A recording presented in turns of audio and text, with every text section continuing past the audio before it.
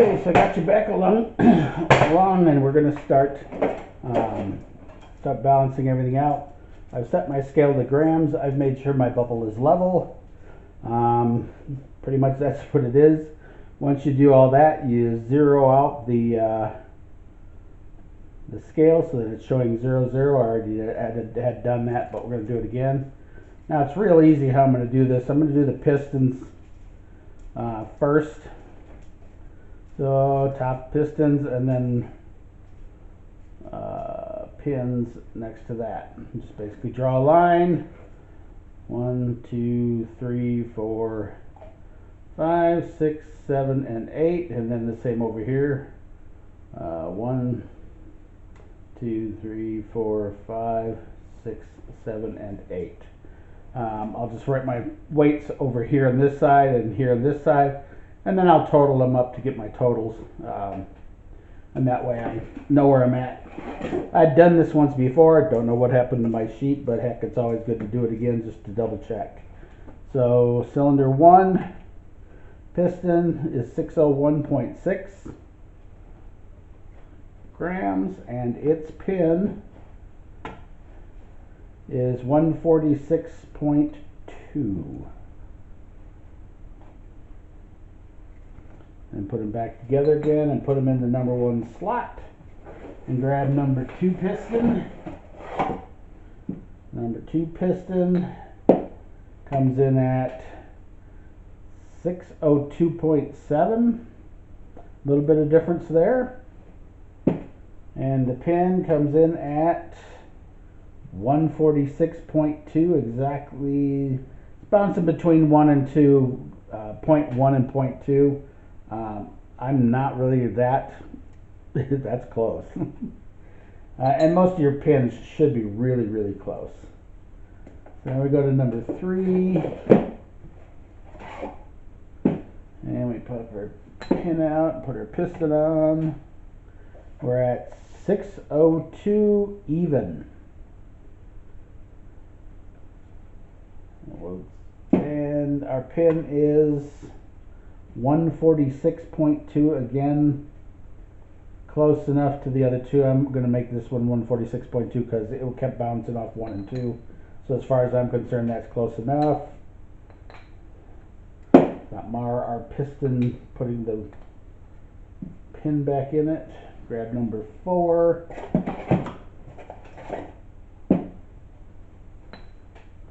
Piston 602.8. That's so far the heaviest one I've got. And pin is 146.3. So I got an extra gram there.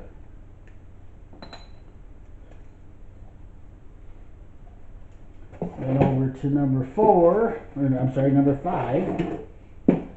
Same thing, we're going to weigh the piston. 601.8. Smallest one by far yet. And piston pin is 146.2. Seems to be a pretty common one right there. So the piston, moving piston pins around isn't going to give us that much luck. Okay, and off to number 6. Or should say on to number 6.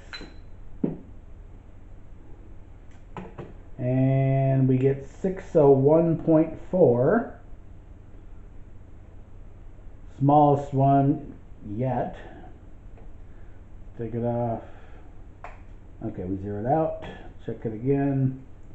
Now I get 601.3, 601.4. And it's going to give you that little bit of difference, that tenth of a difference. Really, you know, unless you're building an all-out racing engine. Once again, we're at 146.2 on our pin. Like I said, unless you're building a high horsepower drag race, gotta have a perfect motor, this is the easiest way to do it. Number 7. Oh, even the lightest at all, 600.8. So that's my tiny one right there. And it's 146.3. and it's not bouncing between 2 and 3, so this is a little bit heavier. So we got our heaviest pin with our lightest piston. May have already changed them around, huh? And then finally number 8. Number 8 comes in at 601 even. It's bouncing between 0 and 1, so we'll call it 1. And then finally the pin, 146.1. So 1/10 of a gram there. Then basically you're going to sit down with your numbers, and we know we've only got 2 pins that are different. These 2, they're 1/10 of a gram heavier than the rest. So you're really not going to be able to get much out of your pins. You'll pretty much take your smallest piston, which is this 600.8, and add the 146.3. That'll get you a weight of, wait for it,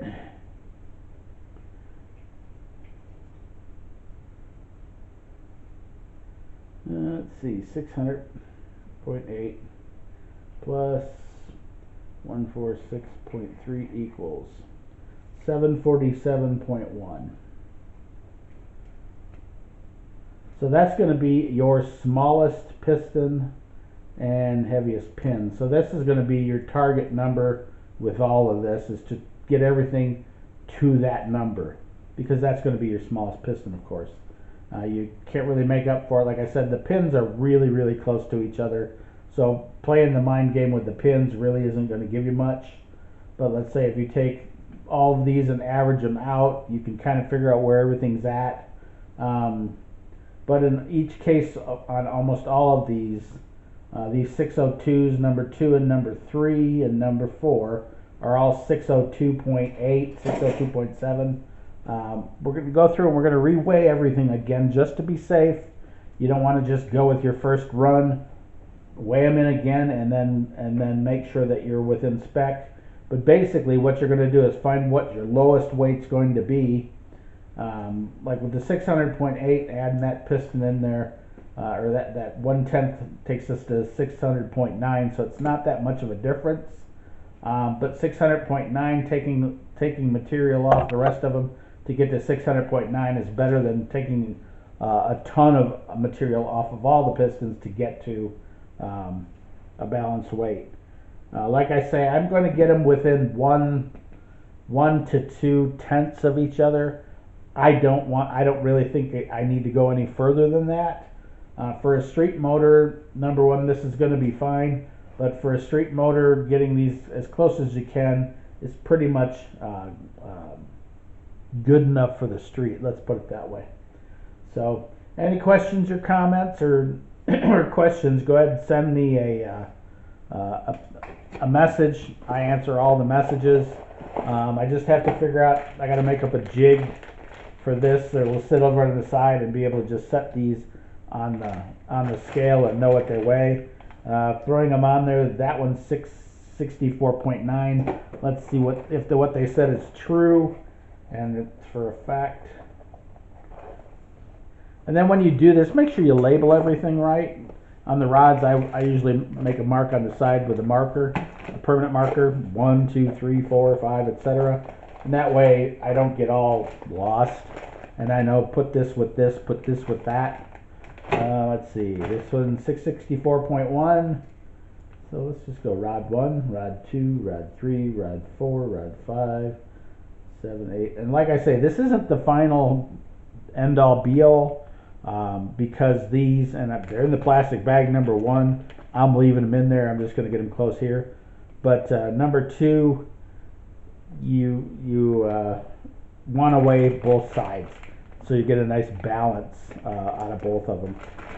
So let's see, we're going to go number 1, we'll go 664.1 on this one, and we can put it back in there, I'm just going to run through real quick and get a weight of these so I kind of know what I'm dealing with. Like I say, they told in the description, it said they're within, each other. So number 2 is 664.1. I don't have to label them, but I'm going to just in case. 665, 664, 665.0. So it's within 9/10 of the first one. There it goes, 665 even. Like I say, you're going to weigh these by balance points, not so much like this, to get a better accurate reading. Because these things moving and being on the crank, attached to the crankshaft. This is 665.0 and number 1. That's number 2. Okay. Go 1 and 2 on the side so I can see them. Let's grab number 3. This is a slow and tedious process, but I'll tell you what, when you've got a balanced engine in your car, you really feel the difference, believe it or not. A lot of people wouldn't think that, but yeah, you do. This one's showing 663.6. So far that's 2 grams, about 1.5 grams. 663.6. Number 3. Like I said, I'm numbering them not because of what cylinder they're going to be in, but because of being able to keep track of it all. Like I said, next to these, I'm going to put their hanging weight, or give you get a little bit more accurate number. 3.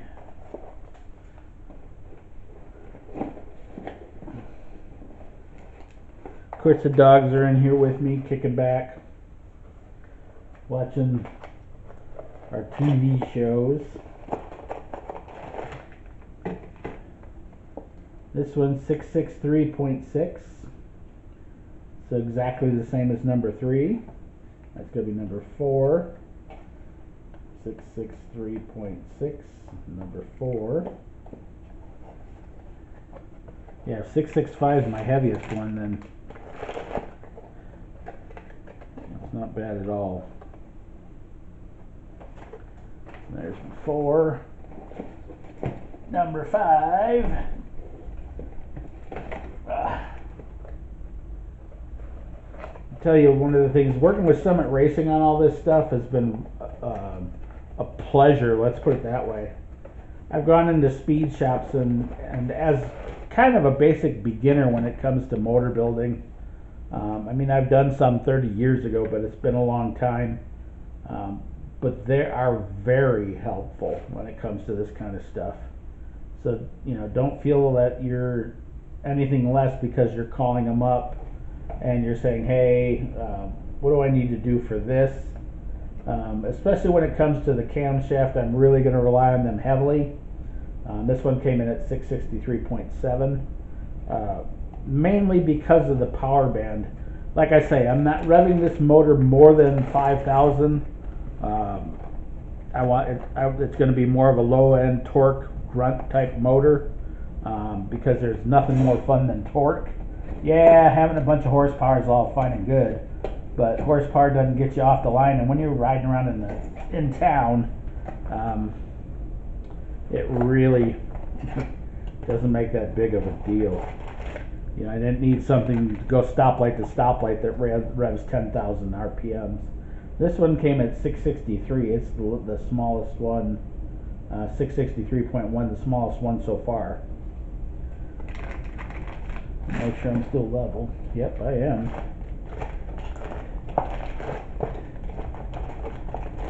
But these all being within 1/10 of each other is a really, really big deal. They say that they're close, and they're right. And then we'll put 663.1 on that one. That's number, oops, that's number 6, my bad. Yeah, it's number 6. And then we got 2 more to go. I'll pull both those out of the box anyway. This one's already open, so we'll go with this one as number 7. That box kind of came apart actually. Ooh, easy on there. Try that again. Only 662.5. Yeah, bouncing off a 6, so 662.6. This one is 2.4 grams away from the other one. That's a big difference on this one rod. It all comes down to it, this will be the point of failure.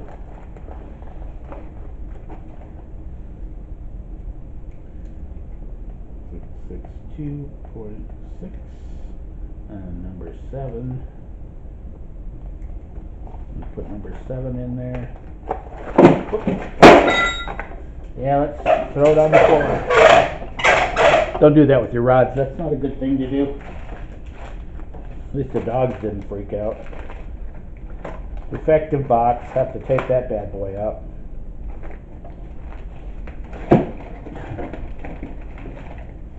Leave this over here for now. And then break out the tape and redo it. That box just definitely came apart. Looks like it's been oil soaked a little bit. Oh yeah, see, we get the oil soak on the box. And the drippy bag. And number 8.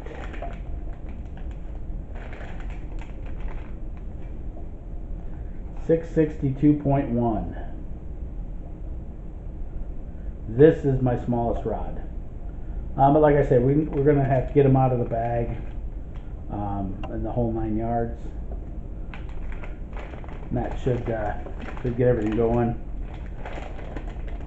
But yeah, they even give directions on how to, because these are not floating pins, they're pressed pins. But they even give you directions on how to press them in without the press, which is kind of cool. They say heat up the water to boiling, put the rod in there, wait a little bit, and then pop it together. Okay, this is number 8, 662.1. So here we have 3 grams of difference between this rod and the heaviest one. That's a lot. That's a whole lot. That I'm not happy about. But like I say, well, once we pull them out of the packages and everything, and I'm not going to do that until I get closer to the build. There's a few little parts I'm waiting for here and there. Finally got my bolt kit, so I can start unboxing my crank and at least get the crank in it and get everything squared up over there. But this will be the next project. And like I say, you got to weigh these rods on pin side or piston side and crank side, so you can get a better balance across the rod, and that'll give you a better idea of how close they are with each other. The real trick here, I think, is to take your heaviest rod, put it with your lightest piston, and get that balance a little bit better. It'll help. One way to do it, but yeah, we're still researching on it. But that kind of gives you an idea on how to balance at least your pistons and your rods. And like I say, if you're going to do it with the rings too, put your ring pack on it. Most of your ring packs are going to be the same exact weight no matter what. So if you get these right, I think that the 0.1 or 2 grams of ring difference, if it's even that much, won't make a huge bearing on your weights. So that's why I'm just not going to go that far. It doesn't make any sense to go that far. And that's about it. That's about it for that the whole piston and balancing thing.